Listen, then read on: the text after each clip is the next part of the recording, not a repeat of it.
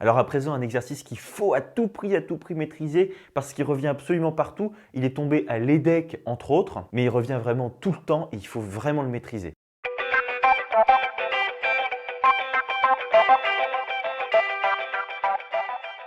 Alors c'est parti, il y a plusieurs questions. D'abord, on va prendre un n bien sûr qui est supérieur ou égal à 2 et on se place dans mn de r et il faut montrer que im de trace est égal à r. Alors le tr qui est ici, c'est l'application trace. Donc il faut savoir ce que c'est que l'application trace. Ça, c'est l'application qui a toute matrice de mn de r associe la somme de ses coefficients diagonaux. Alors si vous n'êtes pas à l'aise avec l'application trace, je vous mets des vidéos dans la description. Et donc là, nous, ce qu'on veut montrer, c'est que im de tr est égal à r, c'est-à-dire l'image de cette application. Alors déjà, on va rappeler strictement qu'est-ce que c'est que TR, qu'est-ce que c'est que l'application TR? TR, donc l'application trace, c'est une forme linéaire sur Mn de R. Ça veut dire que c'est une application linéaire, ok, et qui va de Mn de R dans R. Ok, ça c'est du cours. Et on a de plus ça de façon stricte. Voilà, l'application TR, elle va de Mn de R dans R.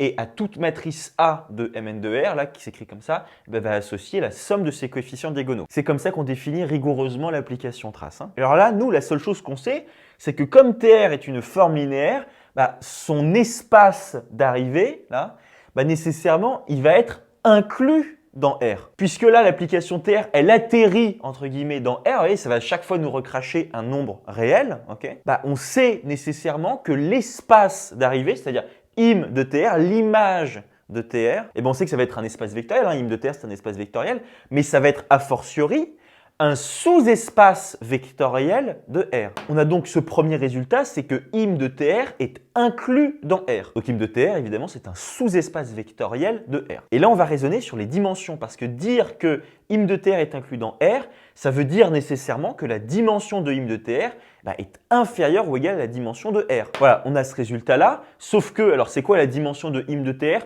C'est le rang de TR, ça il faut le savoir. D'abord, on a ça, le rang de l'application trace.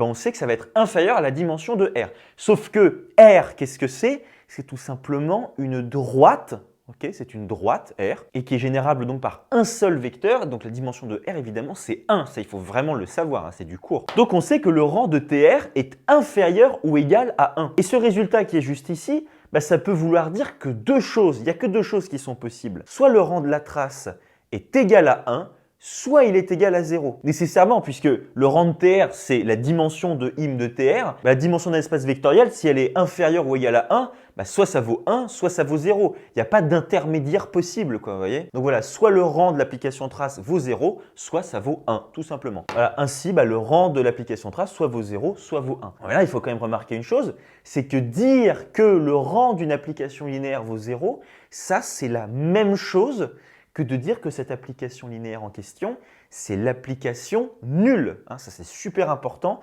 Ça, là, ce qui est écrit ici, c'est équivalent à dire que l'application trace, c'est l'application nulle. Voilà. Or, avoir le rang de TR qui est égal à 0, c'est équivalent à dire que l'application TR, c'est tout simplement l'application nulle. C'est une application linéaire qui va de Mn de R dans R et qui a n'importe quelle matrice là qu'on choisit dans Mn de R, ça va nécessairement vous rebalancer 0 à la sortie en arrivée. Sauf que ça, c'est faux. C'est faux ça. TR, c'est pas du tout l'application nulle. Et on peut le prouver grâce tout simplement à un contre-exemple. Et là, le contre-exemple qu'il faut à tout prix connaître et qu'on va choisir, c'est tout simplement la trace de l'identité. Parce que la trace de la matrice identité, ça fait la somme des coefficients diagonaux de la matrice identité, ça fait 1 plus 1 plus 1, etc. Et ça fait du coup tout simplement n, parce que ce 1, il apparaît n fois dans votre matrice identité, évidemment. Voilà. Or, la trace de la matrice identité est égale à n, et n, il est bien évidemment différent de 0. Voilà, on a pris n supérieur ou égal à 2. Donc, ça veut nécessairement dire que le rang de TR n'est pas égal à 0. Voilà, le rang de l'application trace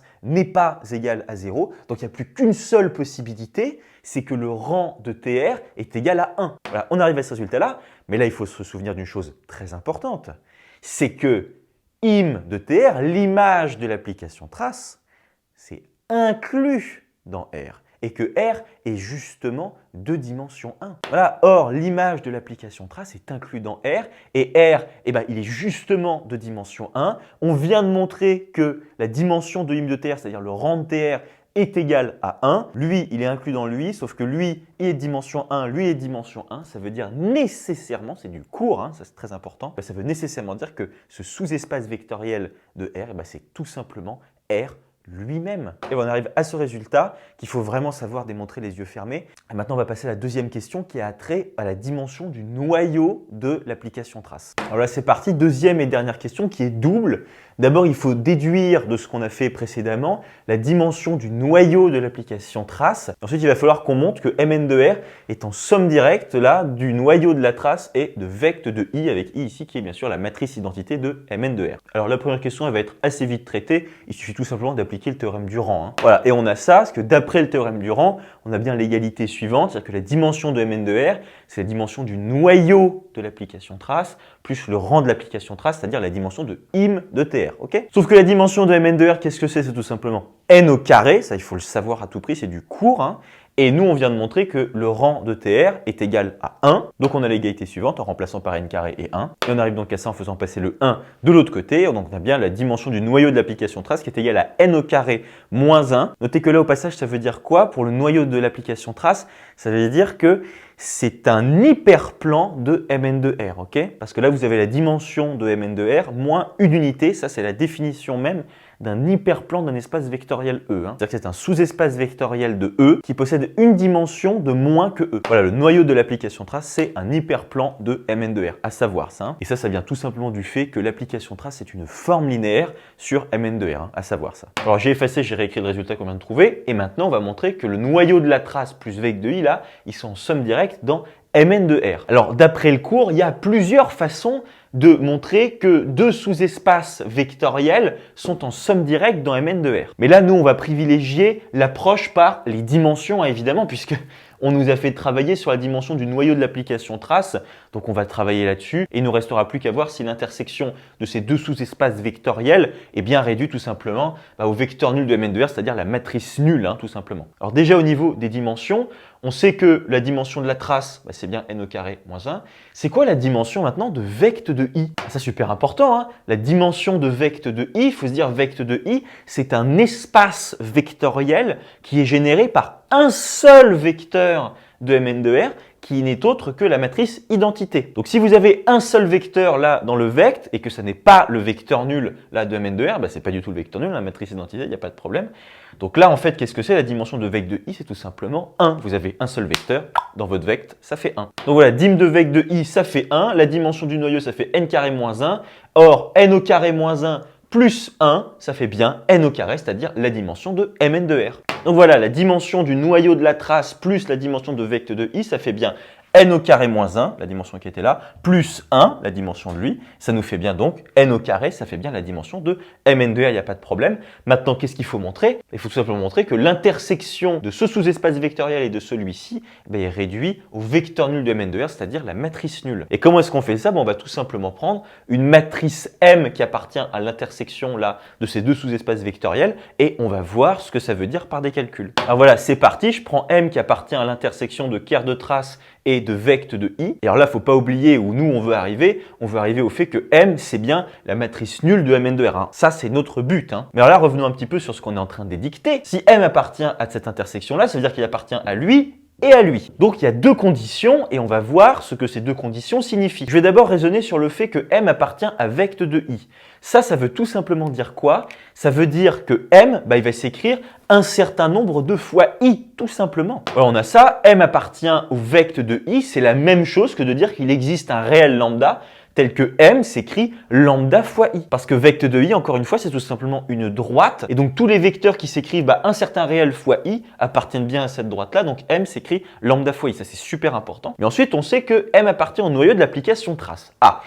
Ça veut dire quoi? Ça veut dire que la somme des coefficients diagonaux de M est égale à 0, tout simplement. Et oui, on a bien ce résultat-là. M appartient au noyau de la trace. C'est-à-dire que la trace de M est égale à 0. C'est juste ça ce que ça veut dire. Attention au passage, là, le 0 qui est ici, c'est bien le 0 de R. C'est le nombre 0. C'est pas du tout la matrice nulle, absolument pas. Parce que l'application trace, encore une fois, c'est une forme linéaire qui va de Mn de R dans R. Donc là, c'est bien le réel 0. Or, nous, on sait que M s'écrit comment?